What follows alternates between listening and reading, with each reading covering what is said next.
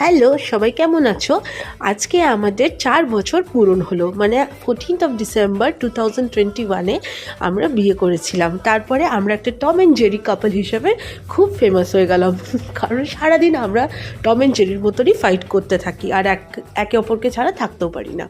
তো আজকের ব্লগটাতে আমি তোমাদেরকে আসানসোল ভ্রমণ করাবো। আর এটা ছিল আসানসোল ক্লাব, কারণ অর্কর দাদার ছেলের পৈতে আছে যারা থাকে লন্ডনে, বাট পৈতেটা সেলিব্রেশন হবে এখানেই, আর সেটা হচ্ছে আসানসোল ক্লাবে।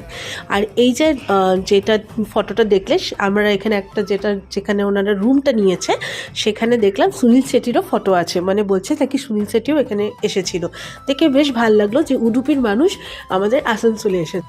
অ্যানিভার্সারিটা তো ফুল ছাড়া মনে আধুরা থাকে, তাই জন্য আমি অর্ককে বললাম আমার কোনো রেড রোজ চাই না, আমার এই মাল্টি কালার ফুলগুলো চাই।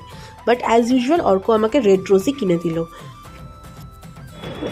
আসানসোল রাস্তায় কাকে দেব? আসানসোল রাস্তায় খুঁজছো কাকে ফুল? Thank you. চুলে চুলে লাগিয়ে দাও। যে এত সুন্দর করে শিঙের মতো ভাবে যে ফুলটা আমার চুলে লাগিয়েছে, সেই কেরামতিটা হচ্ছে অর্ককে বললাম যে ফুলটা সুন্দর করে চুলে গুছিয়ে লাগিয়ে দাও, ওরকম শিং বানিয়ে লাগিয়ে দিল। তারপরে অ্যানিভার্সারিতে তো আমার ফেভারিট সব খাওয়াটা ম্যান্ডেটরি। তো চলে গেলাম চা খেতে আর একটা করে চপ, কারণ চপ তো আমাদের উডুপিতে পাওয়া যায় না, তাই জন্য যখনই আমি ওয়েস্ট বেঙ্গলে আসি তখন তো চপ খাবো আমার নেসেসিটি। তাই জন্য চা, মানে লেবু চাটাও আমি কিন্তু উডুপিতে সেইভাবে পাই না।